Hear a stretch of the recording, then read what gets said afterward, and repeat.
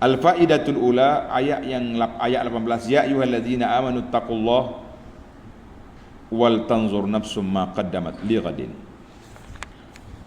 Ayat ini ulama tadabbur kata hasun ala taqwallah, galakkan supaya kita bertakwa kepada Allah Azza wa Jalla, sehingga Allah gunakan dipanggil fi'il madhi qaddamat lighadin. Sedangkan kalau kata benda akan datang, dia tak guna qaddamat, yuqaddim, tuqaddim, qaddamat. Maknanya dah sediakan, menunjukkan kepada segeralah kamu beramal, jangan tangguh-tangguh lagi. Sebab tu dia mari arhan dengan fi'il madhi. Jadi buat macam benda tu jadi dah, sudah dah. Maknanya segera, jangan takhir. Li'annahu la yamlik, kita ni tak jadi pemilik kecuali benda dah lepas dah. Hak akan datang kita tak tahu. Semalam kita makan nasi berapa pinggan malam? 4 kali. Hak tu hak kita milik. Esok aku nak makan 5 pinggan, belum tentu. Boleh jadi sepinggan pun tak makan. Nak kata apa? Siapa pagi esok sakit mulut, berair dan nak makan biji nasi pun tak boleh. Maknanya hak lepas itu adalah hak kita milik, yang akan datang tak tahu. Sebab tu Allah Ta'ala guna fi'il madhi qaddamat lighadin. Apa yang telah kamu buat, yang telah kamu sediakan, yang telah kamu beramal untuk hari akhirat, buat apa? Itu muhasabah. Kita pun kaji-kaji tengok, tak banyak, amalannya sedikit sangat, lemah, naiklah taraf. Jangan kaji saja. Maka ayat ini ulama tadi berkata wujubu muhasabatin nafsi, wajib kita muhasabah, audit diri kita sendiri, jangan duk mikir orang lain. Manusia yang bahagia, manusia yang mencari kelemahan diri untuk dibaik pulih. Manusia celaka duk cari kelemahan orang untuk ditularkan, untuk dipublishkan, untuk dibuat balah. Kadang-kadang yang dia tular tu bukan betul pun, persepsi, tuduhan, andaian, nak suruh orang balah sama dia. Hak ni balah, hak ni balah. Kita orang yang nak pergi ke akhirat ni tak usah duk balah dengan orang, kita balah dengan nafsu kita. Ya nafsu tubi, hei nafsu, cukuplah. Tua dah aku ni, 50 dah umur ni, 60 dah umur ni. Kalau 80 tu lagi patut. Mari kita bertaubat kepada Allah Azza wa Jalla. Jangan jadi manusia yang lupa diri, lupa daratan. Allahu Akbar. Jadi Allah Ta'ala nak gambarkan kiamat tu dekat. Baik, kita pergi kepada al-faidatus tsaniyah, faedah yang kedua. Kalau kita ambil banyak-banyak faedah tak sempat pula, tak ada nak tulis, tak ada nak beramal, rugi. Al-faidah yang seterusnya, yang kedua, boleh itu, wal tanzur nafsum ma qaddamat li ghadin. Allah kata mu tengok membuat apa untuk esok. Jadi tadi anda dah sebut makna ghadin di sini bukan makna esok 24 jam, artinya hari yang berbeza. Makna dia panggil hari berbeza. Hari ni maknanya dunia, hari dunia, ayyamid dunia. Besok hari akhirat. Itu maksud dia esok. Bukan esok 24 jam, tapi esok apa? Esok hari lain, hari akhirat. Itu panjanglah huraian dia tu. Jadi kita nak pergi hari lain dah. Kenapa Tuhan guna perkataan ghadin, esok, lish? Ulama tadabbur kata, ja'alallahu ta'ala yaumal qiyamati fil qurbi. Allah nak gambarkan kiamat tu dekat dengan kita seolah esok. Esok ni ramai juga orang bercakap ni untuk esok yang cemerlang. Bukan mana esok 24 jam. Mu belajar sungguh-sungguh untuk hari esok yang cemerlang. Faham tak? Jadi Allah kata buatlah persiapan untuk hari esok, yakni hari kiamat, hari yang kedua dalam episod perjalanan manusia menuju ke syurga. Bila kita kata kiamat tu dekat, tahyijan lidawa'il ibadah, menggerakkan hati kita supaya banyak beribadat, banyak membuat persiapan, sebab kita tahu esok akan datang. Allahu Akbar. Dua, kita pergi kepada al-faidatu ats-tsalitsah. Faedah yang ketiga,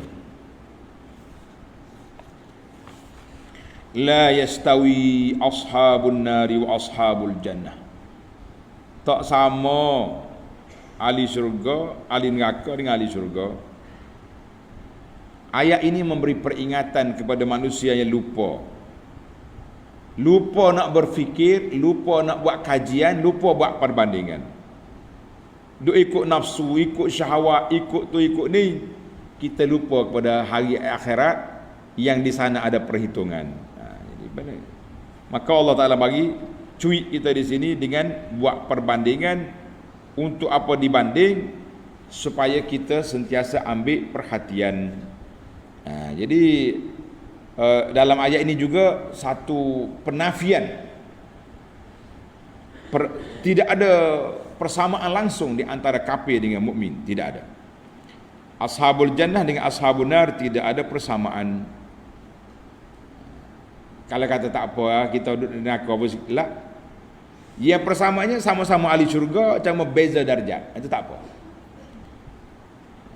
Tapi kalau kata nak bersama ahli neraka dengan syurga, kita kata la yastawi, tidak ada. Dalam ayat lain tadi kita dah sebut, dalam surah Sajadah tadi, la yastawi, tak sama. Jadi oleh kerana tak sama, carilah yang terbaik, jangan duk cari yang ada persamaan dari sudut benda yang tak baik. Baik, para jemaah, kita berpindah kepada faedah yang keempat. Lau anzalna hadzal qur'ana ala jabalin. Kalau kita turun Quran ni ke atas bukit, bukit akan pecah, terbelah. Ulama kata hasun ala ta'ammuli mawa'izil Quran. Ayat ini menggalakkan kita, memberi arahan kepada kita sentiasa memerhatikan kepada nasihat-nasihat dalam Quran. Wa bayyana, dan ayat ini menyatakan tidak ada keuzuran, tidak ada kemaafan orang yang beriman tidak tadabbur Quran. Jangan. Mu manusia, aku waktu Quran, mu ada akal, ada otak, tak boleh mikir, tak buat kajian, tak belajar Quran, tidak tadabbur Quran, maka Allah kata, kalau aku turun Quran kepada bukit, bukit ada akal, dia akan pecah. Sebab itulah para jemaah sekalian, bukit walaupun keras boleh pecah dengan sebab ayat Allah. Hati kita ni lembut je, cocok dengan jari pun sakit, dengan jarum pun sakit. Dengan ayat-ayat Quran tidak memberi kesan. Allahu Akbar, ruginya kita ya Rabb. Binasalah kita kalau Allah Ta'ala tidak beri hidayah untuk kita tadabbur Quran.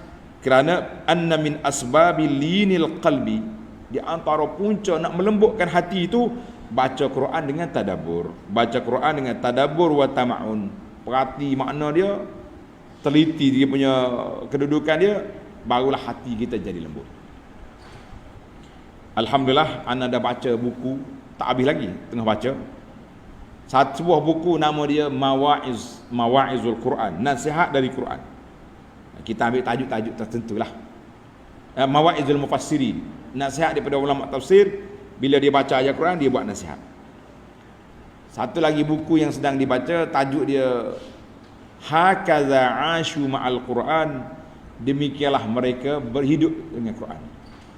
Tuan-tuan dan puan-puan nak baca tak dapat mata bahasa Arab, tengok dalam YouTube, cari halaqah Abu Anas, tajuk dia Bersama Quran ataupun Tadabbur Quran. Alhamdulillah, kita dah beberapa siri bagaimana ulama salah bila baca Quran menangis, ada yang pengsan sebab terlalu terkesan jiwa dia dengan at-ta'assur bil Quran. Allahu Akbar.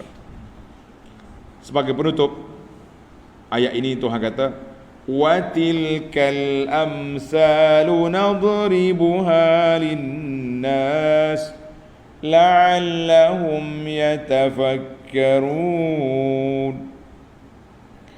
Demikianlah kami buat bandingan kepada manusia supaya mereka berfikir. Jadi kata di para ulama, ayat ini sekali lagi memberi arahan supaya kita tadabbur Quran, memahami Al-Quran dan berfikir sentiasa. Baca ayat Quran, fikir. Kata seorang ulama salaf, nama dia Al-Hasanul Basri. Tulis, Al-Hasanul Basri. Dia kata, ya benar Adam, hei manusia, kalau syaitan waswaskan kamu, iza waswasalaka syaitan bi khati'atin, syaitan mari duduk kosek dalam telinga kita, muni dosa banyak, muni maksiat banyak, muni macam-macam perangai Allah Ta'ala tak maaf dah kamu, membaca ayat ni. Baca ayat ni, lau anzalna hazal Quran. Quran ni kalau tu atas bukit pun pecah, tak kala hati aku yang lembut ini tak boleh nak pecah, tak boleh nak takut pada Allah Azza wa Jalla. Maka insya-Allah fa innama daraba lakal amsar, Allah Taala buat bandingan ini supaya kita berfikir. Ni pergi tempat bukit-bukit duk ambil selfie gambar tak fikir. Pergi tempat air terjun duk mandi bawah tak tahu gapo. Akhir kali mari kepala air mati habis. Nauzubillah. Jadi yang kita naknya supaya kita berfikir dan kita kita ikut segala arahan dan meninggalkan segala larangan. Demikianlah Allah Ta'ala jelaskan kepada kita, la'allahum yatafakkarun.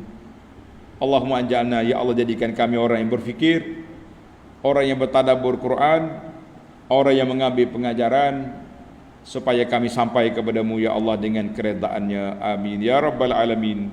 Wa sallallahu ala nabiyyina Muhammad wa ala alihi wa sahbihi ajma'in walhamdulillahi rabbil alamin. InsyaAllah siri yang akan datang ayat 22 sampai akhir surah.